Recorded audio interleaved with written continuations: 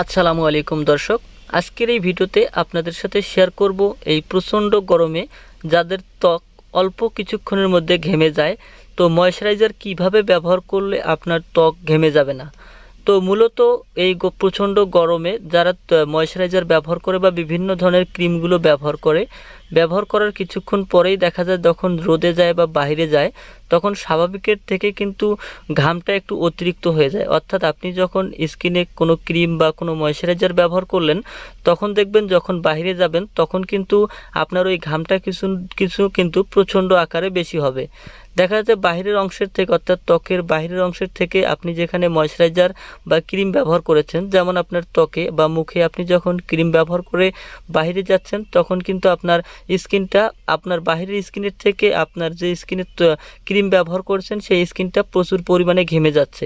তো আজকের এই ভিডিওতে আপনাদের সাথে শেয়ার করব ময়শ্চারাইজার কিভাবে ব্যবহার করলে আপনার ত্বক অতিরিক্ত ঘামবে না বা আপনার ত্বকে ঘাম ঝরবে না।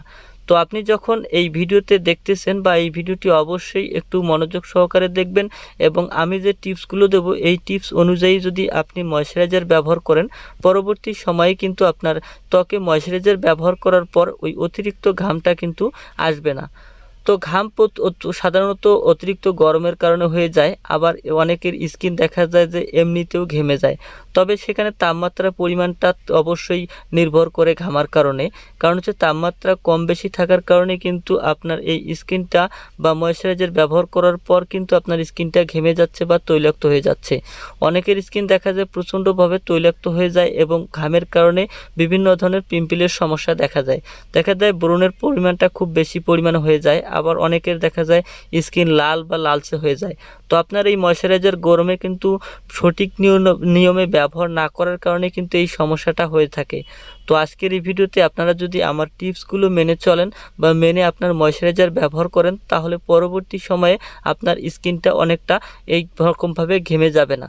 তো কিভাবে ব্যবহার করবেন ময়শ্চারাইজার? তো সাধারণত ময়শ্চারাইজার হিসেবে আমরা ক্রিমগুলো ব্যবহার করে থাকি, সেই ক্রিমগুলো ডে ক্রিম যেগুলোতে সান প্রোটেক্ট থাকে।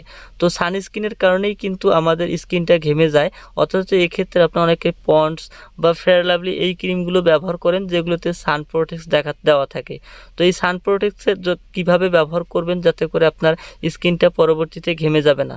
তো অবশ্যই যখন আপনি সান প্রোটেক্ট কোনো ক্রিম ব্যবহার করছেন সেক্ষেত্রে আপনাকে লক্ষ্য রাখতে হবে ডাক্তার পরামর্শ অনুযায়ী যারা দেখা যায় স্বাভাবিক স্কিনের অধিকারী তাদের SPF যে ক্রিমগুলোতে 30-এর মধ্যে রয়েছে তারা এই ক্রিমগুলো ব্যবহার করবেন। এছাড়াও প্রচুর পরিমাণে পানি পান করবেন এবং পানি দিয়ে আপনার কিছুক্ষণ পর পর আপনার স্কিনটা ধৌত করবেন। যারা মেকআপ বা আপনার বিভিন্ন ধরনের ঘরোয়া টিপস মেনে চলেন তো এই গরমে সেই সব থেকে বিরত থাকবেন। ডাক্তারি পরামর্শ অনুযায়ী যাদের স্কিনটা তৈলাক্ত বা যাদের স্কিনের তৈলাক্ত থাকে তাদের স্কিনতে যে ক্রিমে SPF আপনার 40% দেওয়া রয়েছে তারা ওই ক্রিমটি ব্যবহার করবেন। আর যাদের স্কিনটা ড্রাইলি বা সেন্সিটিভ রয়েছে তারা যাদের যে ক্রিমগুলোতে SPF আপনার 50% দেওয়া রয়েছে সেই ক্রিমগুলো ব্যবহার করবেন।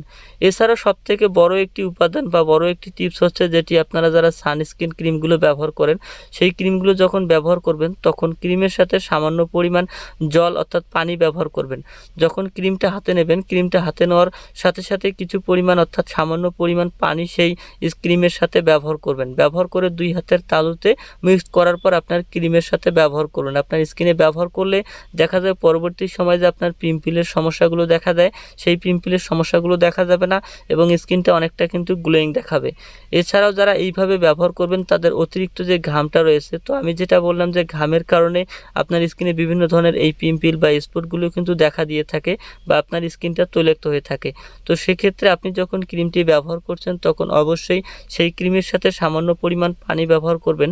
পানি ব্যবহার করলে দেখা যাবে আপনার ক্রিমটা একটু হালকা হয়ে যাবে, সেক্ষেত্রে আপনার স্কিনটার মধ্যে পরবর্তী সময়ে যে ঘামগুলো ঝরে বা ঘামগুলো আসে সেগুলো কিন্তু আর আসবে না। এর ক্ষেত্রে আপনার স্কিনটা অনেকটা গ্লোয়িং আসবে এবং আপনার ফ্রেশনেসটা কিন্তু ঠিকই ধরে রাখবে।